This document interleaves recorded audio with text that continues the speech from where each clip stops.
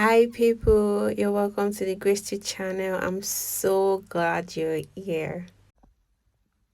Hi everybody, how are you doing?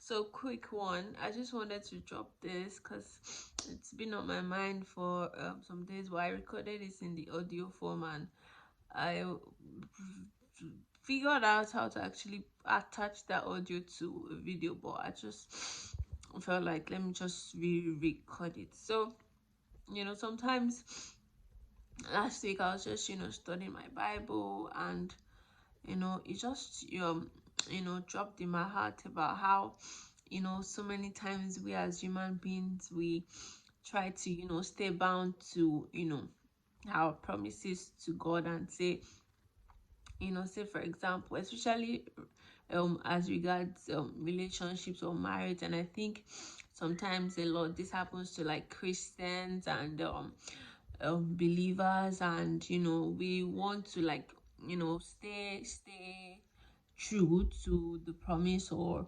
to the words that we said. And I remember also when I eventually said, okay, I'm not dating again, and that the next relationship I'm going to enter rather is going to be for marriage. And like that I'm not rushing, I'm not going to like I was just like this is it, and this is it. But alas, it did not lead to my the relationship I entered then did not lead to marriage. So this brings me to what I'm trying to say.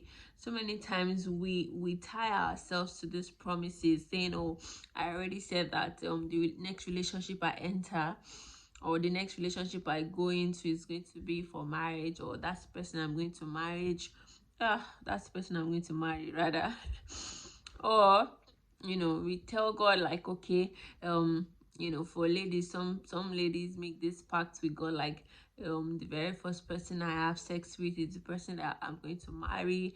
And we all just make pacts like that, which are not bad in themselves. But I believe that what we now start to do sometimes after maybe we have made a mistake, you know we try to stick to these promises and to these pacts, knowing fully well that we are entering into a toxic relationship or into a toxic marriage. But because we have said those things, we want to stand by those words. Hey, I just want to tell you, you are not proving God right, you are not proving God wrong by staying true to those words. God is not surprised if you about everything that has happened. Like, before I made you already knew these things. Like, every single day you knew you were going to make that promise, you knew you were going to make that mistake, and all of those things. So you don't feel bound or trying to prove a point by sticking to these promises and saying that, no, I already said it, I'll just go ahead with this relationship or with this marriage or something, knowing fully well that you should run, like flee, because of maybe the kind of person or the circumstances around. But you go ahead because she said those words. I just want to tell you today, like, if you feel like you are bound by those promises, I just want to tell you today that you are not. See, the same God that you made that pact with, or to, or be it a friend or a family, go back to them, go back to God. God, I'm sorry, I did not know this and that and all of that. And so many times we even make this pact before we enter into the relationships or even meet these people. So we don't know the future. We can never be as wise as God is. We do not see the future, right? And so making this pact, we don't know what is going to come through next. I know that it makes the story, the story sounds sweet when you're saying it like, so I told God that the next person I date is the next person I want to marry. And it came by. It has worked for some people. It doesn't mean that it's going to work for everybody. Me too, I saw somebody they worked for, and then I was like, me too, I was going to make that pact, and I did, and it did not work for me, and all of that. So what I'm just trying to say this evening quickly is that you don't have to stay in that toxic relationship because you made a pact. You don't have to stay in that, toxic relationship because you feel like you gave God your word. I mean, who are you?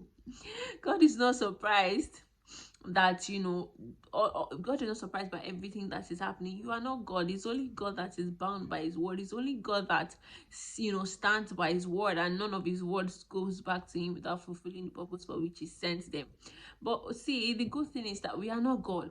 So in our little understanding as human beings, or in the little things that we can see, sometimes we make these decisions, but we realize later that it's not this way. Oh, so go back to God. Go back to God. It's absolutely okay. Go back to God. Leave that relationship. Leave that person. Don't see, even if you have a child with that person, it's not enough reason to marry them. See, I'm not trying to give you leverage for sin, or leverage, to just be doing the anyhow. Yoruba word came to me, don't let me use that Yoruba word. But what I'm trying to do is actually liberate you. Like, you don't have to enter you don't have to enter into mud or into gutter because you already told someone that there's a way there. Now you now realize that there's no way, this is mud, this is a ditch. But because you already told people that, there's a way there, you now enter into that ditch. Like, who are you doing? You are doing yourself alone. You are not doing God. You are not doing whoever it is that you made the pact to. You are doing yourself because you're the one that's going to be in it. So why not just don't put yourself in that unnecessary drama and go back to God. See, even if it's people you made the pact with, let them laugh at you. Let them say, spiritual sister, I thought you saw the vision. I thought you said that brother is the one for you. But you realize that later that, this brother, it can't work. Or this sister, it can't work. Please, ma, please, sir, I beg you in the name of God. Like, just walk away, leave the relationship, leave it. It's not by force. Even if you had made a mistake as a Christian sister, you did something that maybe people do not expect of you, or even you did not believe that you could do it. All right, go back to God. Even if you now have a child with that person, please, it's not enough reason to marry them. If they are badly behaved, you don't love them, you just realize that no, this is not the kind of person you want to spend the rest of your life with. It's okay. Please don't jeopardize your long-term happiness for what people will say, or you feel like God will be disappointed in you. Hello, is your father. Just like that song that Chandler Moore sang. You're not there's nothing you can do to let him down. He has seen it. He's not surprised, like, oh my God, did she do that? No, he's not surprised. He knows. He has seen it. So don't be bound by these actions. Walk out, please. It's better not to be married than to be unhappy in your marriage, or every day you are fasting and prayer, God change him, Lord change her, Lord touch her heart, Lord touch his heart. Man, there's so many things in life to do than having to do that. So I just want to encourage you tonight, please. I sincerely feel like this is for somebody, because it just came to my heart out of the blues, and I just, knew that I needed to do a video about it. No matter how far you have gone in the wedding preparation, please walk away. If you know truly in the deepest of your heart, when nobody is there with you, in your heart that no, I shouldn't be in this kind of relationship, I shouldn't be in this marriage. You know that is not what you want for your future. You know that is not God's will for you, but you're trying to prove a point. Please walk away. If you're scared, if you don't know how, please find somebody trusted to talk to. It doesn't have to, if there's nobody around you can talk to, I don't know, reach out to somebody online. I don't know, just do something. Please reach out to me. Just do something, okay? It's just better not to live a life of marriage, and your life is a long time to be unhappy, to be be bound, to live in a shadow of yourself. It's not worth it. Marriage is supposed to be beautiful. Yes, it's a lot of work. You have to guard your heart, you have to guard your marriage, and you have to stay close to God. But with God being the core, it is beautiful. Like, marriage is beautiful. With the right person, it is amazing. It is like living with your best friend forever. It's like experiencing God's love in form of people. Yeah, I mean, people have their faults, you guys will fight, but knowing that, see, I have your back, you have my back. Even if we have conflicts, go into the other room, sort yourself out, and let's talk about it, right? Nobody is going anywhere. Divorce is not an option.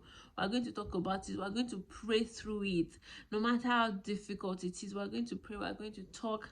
And, we're going to fight. We're not, even if anything happens, we're not just going to walk out of our marriage and take the easy exit out. We're going to fight for our marriage. So please go into marriage or, a relationship knowing that this person has got me. Like, know that this person doesn't want to lose you, right? And you don't want to lose this person too. So please and please and please don't jeopardize your future. Don't fall into this trap, and don't choose to be unhappy. Choose to be happy. Take the hard exit now and you'll be happy. I'm not saying it will be easy. I'm not saying it will come easy, but please do it for yourself. Do it for your future. And do it just do it for you, okay? That's all. And I really pray. I just want to pray with someone tonight. Like, if there's anybody struggling to make the right decision about who they are supposed to be with, about a relationship they are going into, and they know that it's wrong for them, whatever decision that they are struggling to make, Father, I ask that you please strengthen their hearts. I ask that you please send them help, Lord God. I ask that you please strengthen their hearts, help them to stand firm in you, oh God. Even if they are weak, I ask that you give them courage. If they are afraid, I ask that you give them strength, oh God. I ask that you give them courage, Father, and I ask that you help them to choose to do the right thing for themselves, for their future, because you, oh God, are after each and every one of your children's happiness. And you want our marriages to be beautiful, and you do not want us to jeopardize this, oh God. So I ask, Father, that you help your children to understand that and to make the right decision. In Jesus' mighty name, we have prayed. Amen. Thank you so much for watching. Have an amazing week, and officially happy new month. Mary. What's that song? Jesus Christ, what's that Christmas song? I wish you a Merry Christmas. I wish you a Merry Christmas. I wish you a Merry Christmas and a Happy New Year. See you guys. Bye. Yay! Thanks for watching till the end. Please comment, like, share, and subscribe. You all are the real MVP.